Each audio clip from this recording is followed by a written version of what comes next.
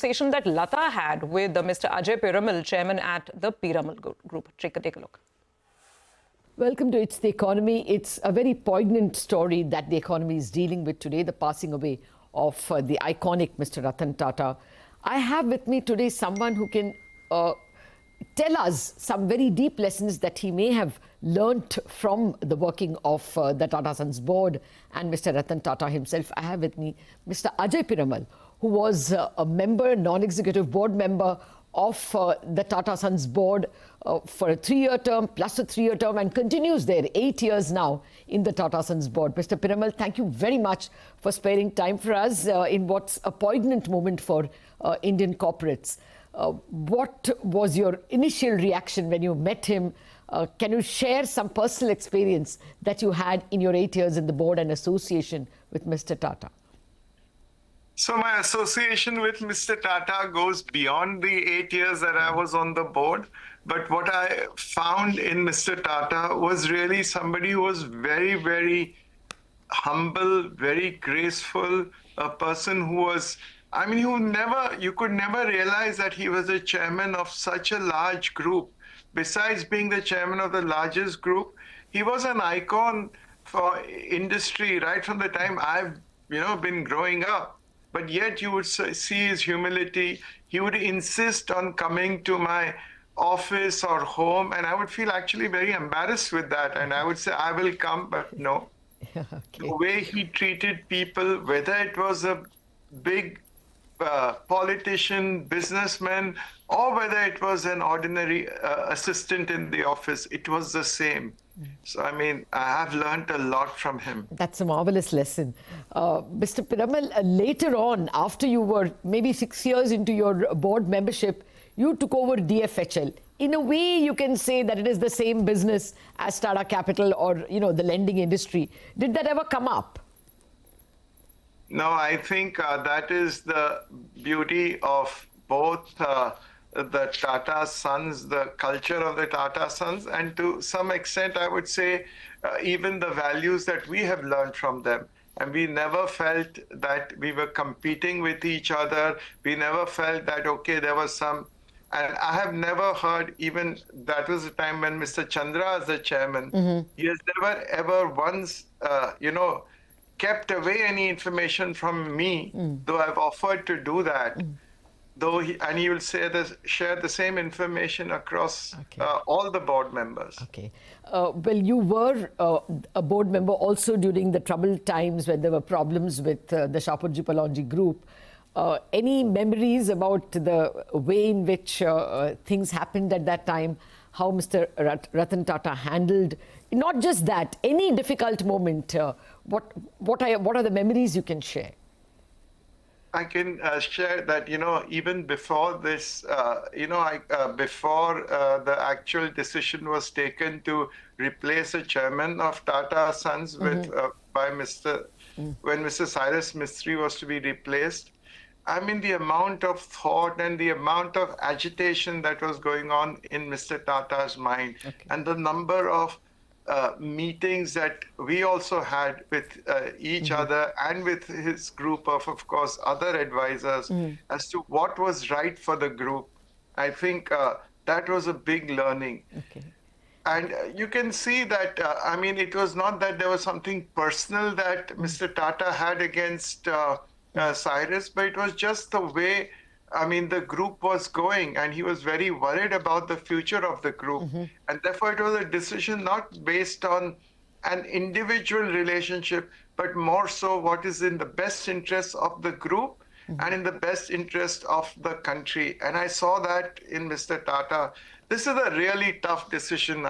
All of us, never should one have in one's lifetime to take such a big decision. Go through such a traumatic or a tumultuous dilemma. Frankly, during this period when such wild allegations were made against him by people who worked so closely with him, who he had brought up, that actually hurt him a lot.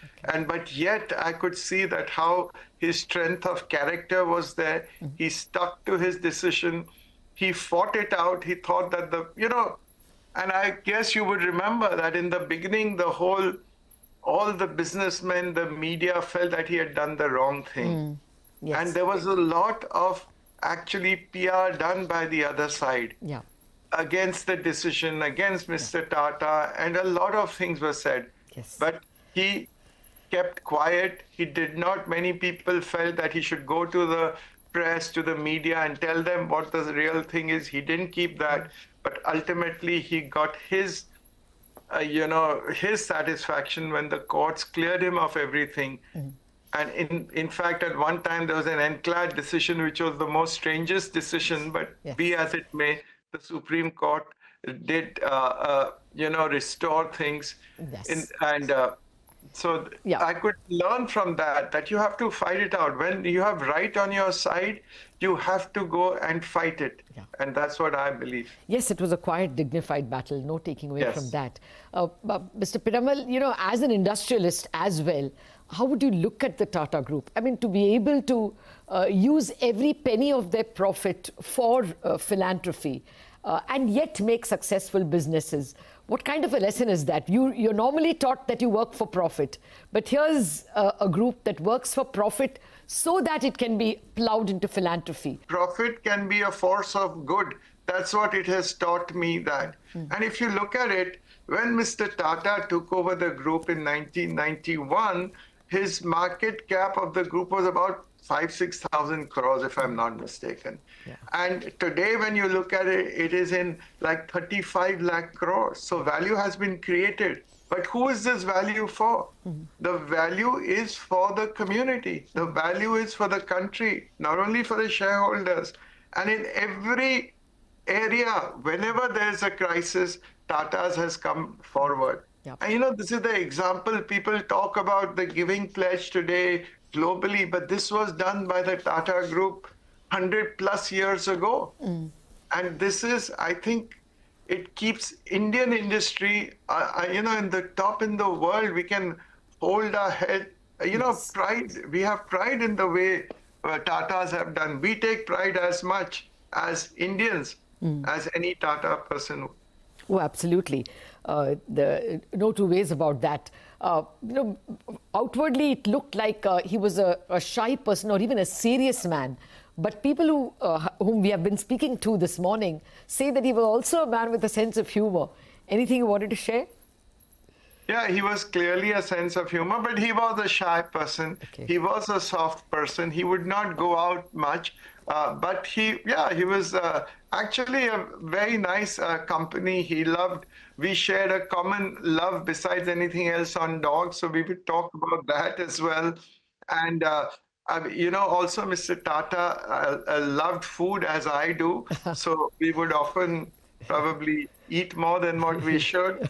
And he was a very nice person, but very reserved and, very soft-spoken. I've never heard him raise his voice through the most, these were challenging times when this whole thing was going on. Yep. But I have never heard him raise his voice or, Yep. be extremely upset. I think he had a lot of equanimity in the way he dealt with things. Oh, yes. We heard others also say that. Mr. Deepak Parekh also said that he has never heard him raise his voice.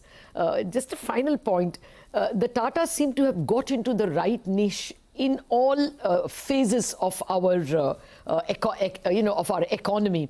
They were in steel and heavy vehicles when the country was, barely building its industry. When we got into IT, they were the biggest and the first name as TCS. Now the country has a lot more rich people and we have niche buyers. So it's, Titan or Indian Hotels or Trent, where discretionary spending finds its, is reflected.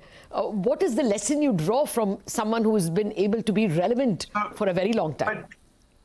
But, Lata, you also say that Tata's has always pioneered what is in the interest of the country.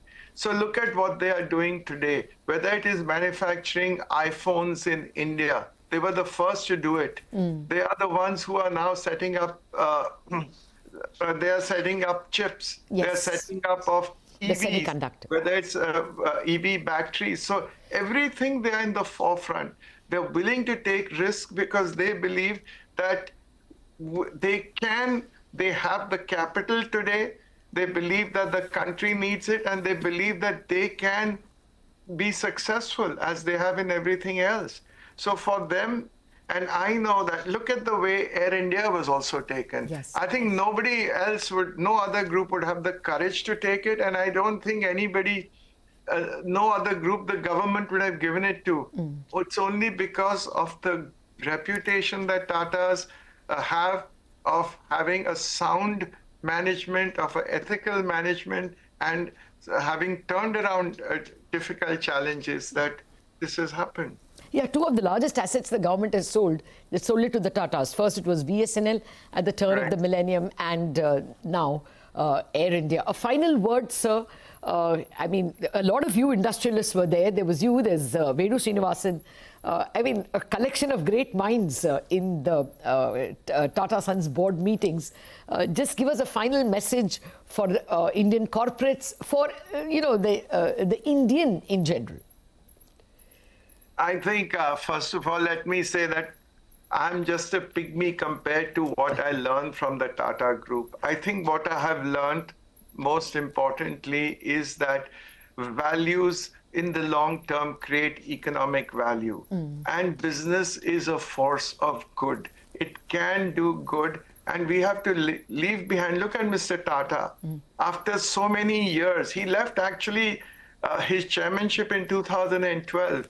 Yet his legacy, and yet the sort of legacy that he's left behind continues to inspire not only the group, but I think every industry. So I believe that if you do this, and look at every big cause, wherever it is, Mr. Tata or the Tata Group is there. Okay. So these are the lessons, and even more, I can go on. Will the removal of the icon pose any danger to the continuation of the Tata legacy, you think? I mean, they've completely professionalized the working of their companies. It always was that way. You don't see any problems for the group to continue the way it has been. I think that is again a tribute to Mr. Tata, the way he's organized the group. The group has only flourished more, and he encouraged it. It's not that he was not involved. He would be involved in some of the important decisions. At the end of the day, he was the largest shareholder. Yeah. But he has empowered people. He has recruited the right talent. And I think under the leadership of the present chairman, Mr. Chandra, the group has only has continued to grow, and it will do so. Okay, oh, absolutely. The market cap and the shareholder wealth it has created speaks for itself. Mr. Piramal, thank you very much for joining us. That's a great lesson. Ethical values will always create economic value, and the ability to use business as a force for good is what the Tata legacy is, and is the lesson that Mr. Ratan Tata has left behind. Thank you very much indeed for joining us and articulating those values for us. Well, Mr. Piramal, paying tribute to the great man, Mr. Ratan Tata, and